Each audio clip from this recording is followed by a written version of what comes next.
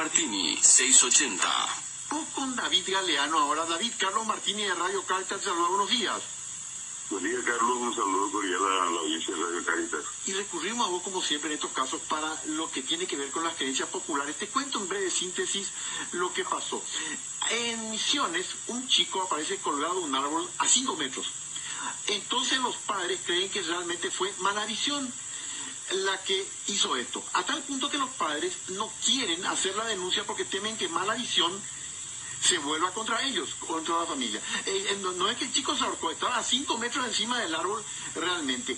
Y queríamos saber en la cultura popular paraguaya, ¿qué es mala visión, David? Mala visión es una figura, por decir que parecía así como tan fina como una enorme serpiente, pero tiene 2 cabezas. Y recorre por distintos lugares. Se dice justamente mala visión por eso, porque no tiene una figura, digamos, razonable, no es igual a cualquier otro animal, y mucho menos un ser humano. Y el hecho de pintarla así con 2 cabezas es justamente un fenómeno totalmente anormal. Dicen que la tradición cuenta que justamente tiene una actitud medio caníbal, ¿verdad? De comer a las personas. Y va comiéndola a través de las 2 cabezas, de las 2 bocas, ¿verdad? Es una de las versiones. También, visto que el comentario que estabas haciendo, dice relacionado también con el tema del Caray, que es otro personaje que en realidad es conocido también con el nombre de Pombero, o Sopombe. Son personajes distintos. El Pombero más bien está, digamos, relacionado, parecido a una especie de mono, no muy grande, de estatura, pongámosle 1 metro y 1,10 m, 1,20 m, peludo, que también es el otro personaje al que ahorita estamos haciendo referencia, pero lo otro, mala visión, puede llegar a tener hasta, según se cuenta, más de 2 metros de altura, una cuestión fina así, y que tiene 2 cabezas, y que tiene obviamente poderes extraordinarios, una fuerza fuera de lo común. Y dentro de la creencia popular, ¿es cierto que mala visión en la creencia popular tiene que ver con un alma en pena? También se relaciona, no solamente, porque ahí, otra vez, hay una especie de mezcla de personajes, ¿verdad? El que representan sí al alma en pena es el Cora. El Cora, pero también se alude, cuando se habla de mala visión, también a eso, ¿verdad? Pero preferentemente ese atributo, esa característica le corresponde a eso que llamamos comúnmente Cora, fantasma, sí. Y a la traducción, de almas en pena. Pero normalmente, repito, el caso de mala visión, así como de los otros, no es que está relacionado particularmente, por decirte, con la muerte de una persona. Luego se considera que es una especie de alma en pena, pero no identificada, digamos, así de una forma particular para decir este don fulano que huele. En el caso de los Cora, por ejemplo, siempre se relaciona con una persona fallecida. Te cuento un caso así muy conocido, acá en la zona de Areguán, de una mujer que en vida se llamó Lidia Concepción, y se cuenta que el Cora o fantasma de ella hasta hoy aparece y asusta. Y en este caso, inclusive tiene más agradecer a la gente que vive dentro de Areguá. Por mencionar tu nombre, ¿verdad? Sí, hay otro caso que yo recuerdo en el cementerio del sur, una señora que ya falleció hace años, de nombre Francisca Villalba, a la que inclusive llegaron a construir un panteón enorme, lo que por esas cosas de la vida recibieron un beneficio de ella. Las personas que visitan este panteón en el cementerio del sur pueden encontrar al lado una tumba simple, una sepultura en la tierra donde se la enterró a esta señora, pero pegado a esa sepultura está un enorme panteón donde están los famosos azulejos con estas tradicionales inscripciones de gracias Francisca por los favores recibidos.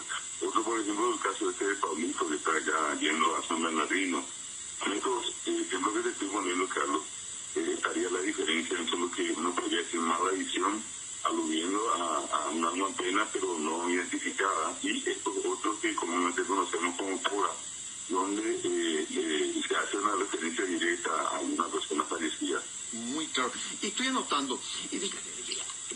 Algo escuché escuché de esto que decís de Areguá. Lidia Concepción es una persona que falleció. ¿Y dónde se aparece en Areguá? En distintos lugares de Areguá. Y te cuento inclusive, Carlos, que una estudiante de la Facultad de Filosofía hizo un trabajo de investigación en una parte de una testina. En realidad la testina era recopilar las anécdotas y entre los datos que ella aportó, por ejemplo, el acta de nacimiento, el certificado de nacimiento de Lidia Concepción, el apellido no recuerdo, y también recuerdo que está el certificado de defunción. Es decir, en estos casos inclusive existen hasta datos, digamos, en el registro civil de las personas. Y ella, en algunos casos, por ejemplo, que también me he encontrado gente que estaban, por ejemplo, en los jóvenes que iban hasta allá, veían esto, subir a una mujer, sentarse en un cierto lugar del vehículo, a la medida que iban bajando, en un momento determinado miraban y no la encontraban a ella. Y te cuento, hay otra serie, pero esa sí es una serie, no te hablo ya de uno, y de hecho seguramente vos conocés bien la cuestión también, porque este era un caso, digamos, conocido. Lo que había ocurrido en el famoso Mangrullo, y en el parque de Carlos Antonio López, donde estaba, hace cierto tiempo se veían mucho de estas apariciones de fantasmas. Incluso recuerdo a un escritor, economista de nombre Castro Solano Jiménez, escribió un libro relatando las apariciones que se daban, ¿verdad? Y a mí me comentaban inclusive gente que estaba encarnada, ¿no? Que muchas veces ellos no querían siquiera ir a trabajar en horario de la madrugada por un cierto temor que tenían de las famosas apariciones que se daban. Repito, en estos casos, con una cierta identidad conocida de los foras, hago la comparación distinta y la diferencia con una mala visión que normalmente no se sabe exactamente quién es. Impresionante esta historia. Lo de Lidia Concepción, entonces entiendo, se aparece. Ella fue una mujer aregüeña que murió y que cada tanto se aparece en zonas de Areguá. Sí, tal cual. Y dicen que inclusive ella fue asesinada, ¿verdad? Esa es un poco la versión. En muchos de estos casos, a mí también me habían comentado, Carlos, que yo hice una serie, digamos, de recopilaciones de cuentos. En principio hice sobre distintos temas, incluyendo la visión, pero luego me llamó mucho la atención, me llamaron mucho la atención, digamos, dos personajes del foro, el fantasma y el sendero. Entonces, recuerdo que en una oportunidad, hablando con otra gente que entiende el tema, me decían que nomás desaparecía a una pena, por ejemplo, no desaparece después de la medianoche. Una de las características también que hacen a este personaje. Y eso, por ejemplo, implica en algunos casos que, digamos, las almas en pena están allí en una especie de trance, y que en la tradición popular inclusive la gente tiene la costumbre de conversar.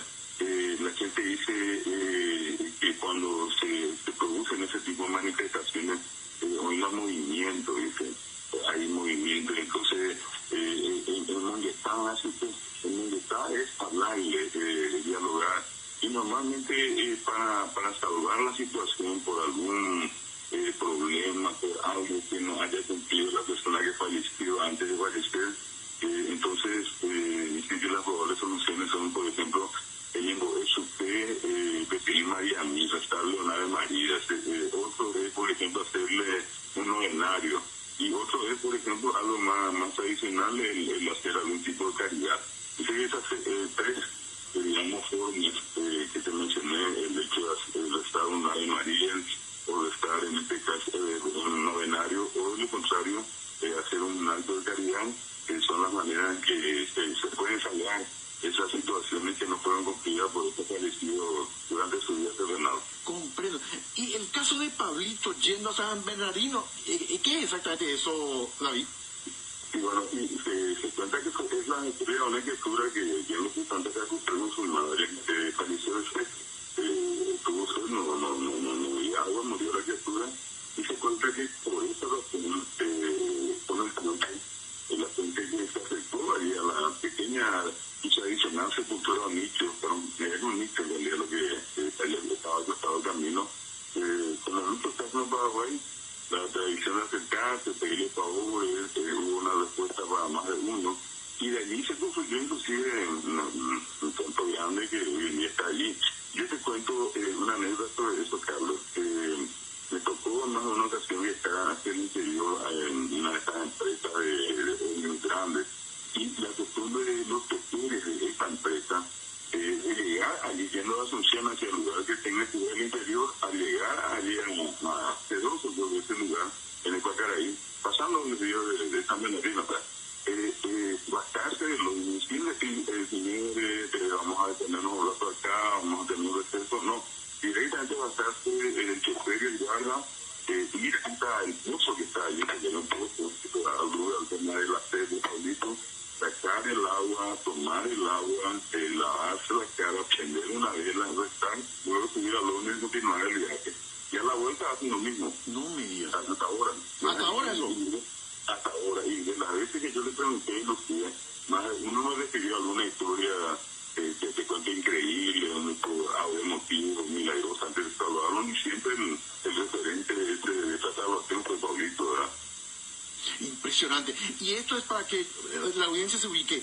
Yendo a Cacupé, cerca de Ipacaraí, es donde ocurrió la muerte de este chico. Sí, mira, te cuento, creo que si no estoy equivocado, son aproximadamente unos 700, 800 metros pasando de San Bernardino hacia Cacupé, a mano derecha. Ahí está, por decirte, un lugar muy concurrido. Y así como ese caso, por ejemplo, vos tenés el caso del cadete Benítez también acá en la zona de ciudad. Es como que esta situación es cosa que hoy en día en muchas universidades del mundo se estudian los fenómenos paranormales, como se le dice. Acá sin que tengamos que irnos lejos, ¿verdad? Ni siquiera llegar a una beatificación o santificación, muchos de los personajes fallecidos pasan a producir milagros increíbles, ¿verdad? Y eso lo vamos a encontrar en muchos lugares del país. Y poder encontrar criaturas que han fallecido, adultos, ancianos, que en algún momento están haciendo algún tipo de favor, desde más allá de decirlo. Extraordinaria tu explicación. Ahora entendí. Quiere decir que todos estos fenómenos, la mujer Lidia Concepción que desaparece en Areguá, estamos hablando ya de persona muerta, el caso de Pablito yendo hacia Cacupé, pasando el desvío a San Bernardino a la mano derecha, el caso del Parque Carlos Antonio López, que fue cementerio hasta la década del 30 del siglo pasado, y el caso del cadete Benítez, que fue aquel cadete asesinado por el cual se condenó de manera injusta a Napoleón Ortigosa y otros militares en el año 1962. O sea, todos estos casos sí forman parte de lo que es el PORA. Sí, te agrego el caso de, por ejemplo, Cirilo Duarte, donde está la crucecita, sí. donde todo el mundo concurrió, seguramente, habitualmente va a haber estudiantes de colegio, sobre todo colegio, ¿verdad? En esta época al terminar el 2016 van allí, y originalmente la crucecita fue un pequeño oratorio en homenaje a Cirilo Duarte. Son, digamos, esos casos donde siempre se aludan a apariciones, a ayudas, a milagros, inclusive, que superan, digamos, toda la imaginación, la capacidad de imaginación que uno pueda tener. Hay, digamos, dentro de ese imaginario colectivo, una continua vinculación con este tipo de circunstancias, ¿verdad?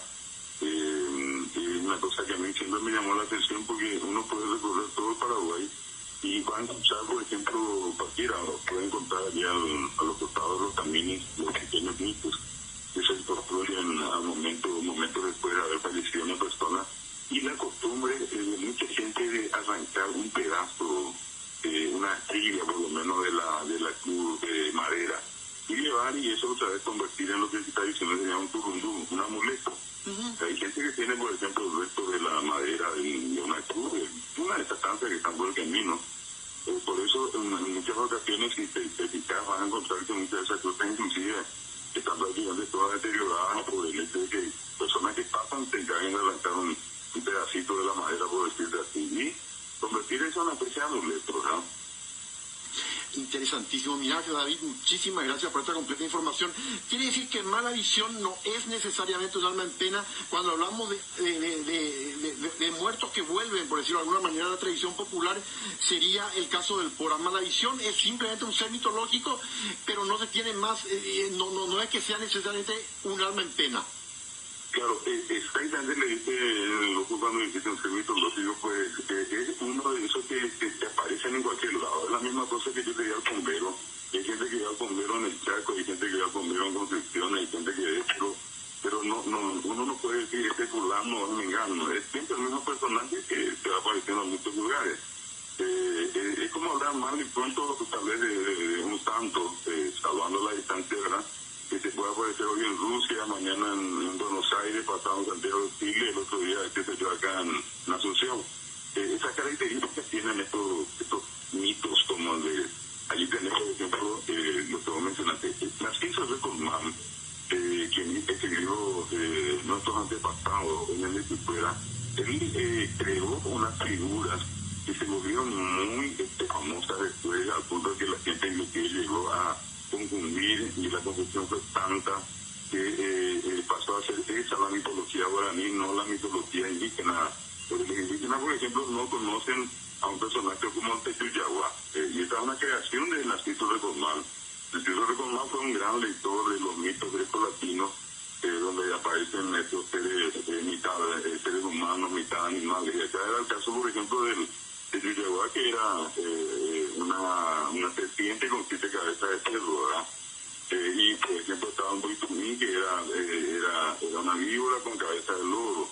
Y bueno, y el Luisón, por ejemplo, el Luisón, que es un personaje universal, un mito universal, pero acá se le dio el nombre de Luisón, e inclusive, por mencionarte dentro de las tantas cosas que estamos hablando, en la creencia popular te dicen que puede ser Luisón si el Luisón, el mito, te pasa por dentro de las piernas, o por si te lame la frente, se convierte. Y entonces mucha gente todavía, hoy en Paraguay, Carlos, a mí me tocó conocer un grupo de personas con quienes conversé, que todavía tienen la bala de plata, que es la única que puede liquidar un Luisón, ¿verdad? Bala de plata bendecida. Y con eso le disparan, y eso es el único elemento que sirve para liquidar matar a un Luisón. Porque mientras tanto, con cualquier otro elemento no se le mata, ¿verdad? Es decir, todo eso está instalado dentro de ese imaginario que te decía, e insisto, en el caso particular que te llama la visión, por una parte se presume que es un arma en pena, pero no identificada como estos otros que estuvimos mencionando.